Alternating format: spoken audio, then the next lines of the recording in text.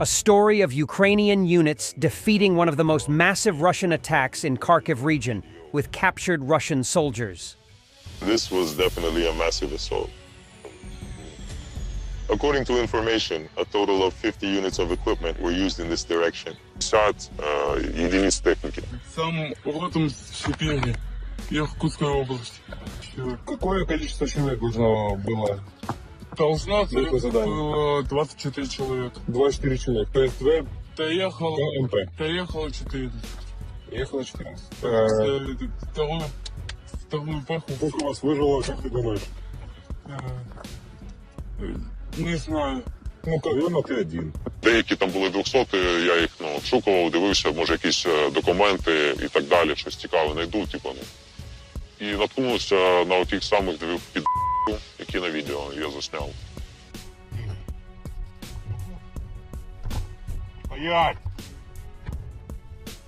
Морди пол! Що це за ця рука? Give me the documents here. Here. Governor of the Russian Belgorod region Gladkov announced entry closure as well as evacuation of Petrovka and the adjacent Solovyovka villages due to constant shelling. He also said relocated residents will be provided new housing. The special military fuck-up is going according to plan. Good evening, dear friends. The main question for the governor. Vyacheslav Vladimirovich, what about our Petrovka? Constant shelling. We're scared to live here. What's going to happen next? Dear friends, today at the meeting of the operational headquarters, we made a decision and are closing the facility. We're starting the relocation procedure, providing new housing for the residents of Petrovka and Solovyovka in the Belgorod district. All details can be found in the Ministry of Construction in the government of the Belgorod region. Everything about new housing and one-time payments. This is the Ministry of Social Protection, or with the head, Anna Petrovna Kutasheva. We are trying to organize a meeting, a commission work with the residents of these villages next week, wishing everyone a good day, health and well-being.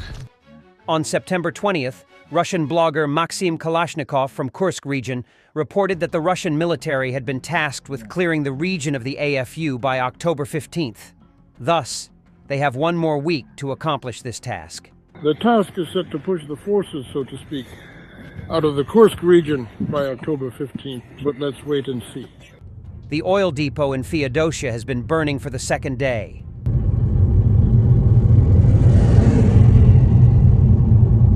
Satellite images have emerged showing the aftermath of a strike on the largest oil depot in Crimea. In the photos from October 8th, plumes of smoke can be seen over the territory of the Feodosia terminal.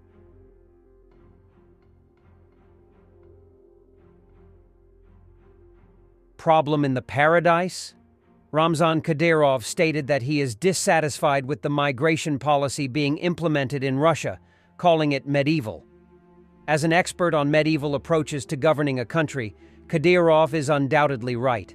However, in the current situation, where it is vitally important for the Russian authorities to release social pressure through aggression towards more vulnerable segments of society, this can't be avoided. Moreover, Russia has merely returned to its old traditions. If you happen to follow Russia online around 2003, you must remember that migrant pogroms, and filming them, were the favorite hobby of young people at the time. By the way, one of the representatives of this old school is the current RDK leader Denis Kapustin. I am closely following the rapidly developing situation in our country related to the tightening of migration policies.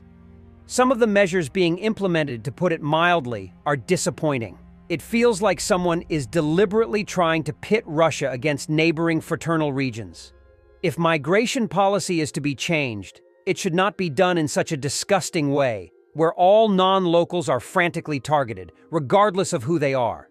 People are being detained without any formalities, and recently these actions have been carried out very harshly.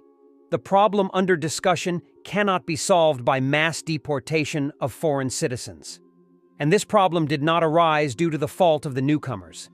The root cause lies in the negligence of those who were supposed to handle the issues within their competence and respond promptly to any escalating processes.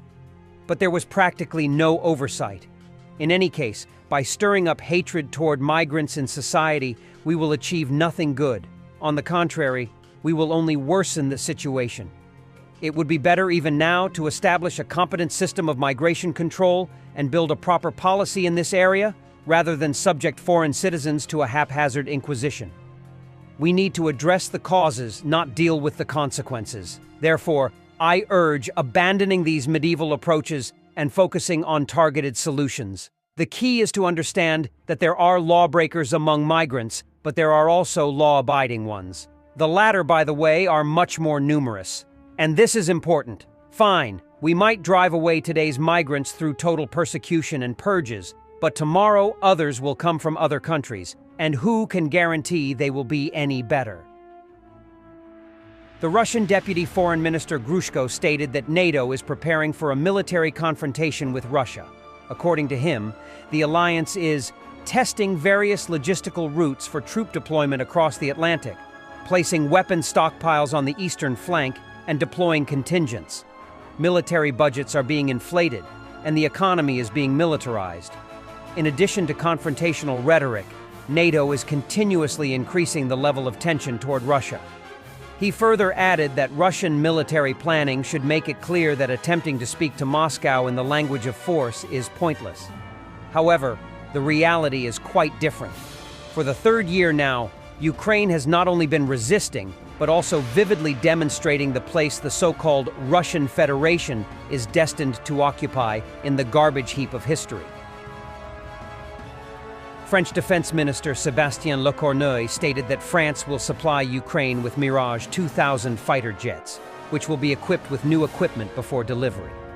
The modernized Mirage 2000S will be ready for delivery to Ukraine in the first half of 2025. President Zelensky in his evening address. I received a report on the Kursk operation. Today marks 2 months of our military actions in the Kursk region, a crucial phase of the war that has significantly contributed to our overall efforts. Ukrainians have shown that we can push the war into Russia. With sufficient support from our partners, we will be able to apply the necessary pressure on Russia, ensuring they understand that this war will bring them nothing.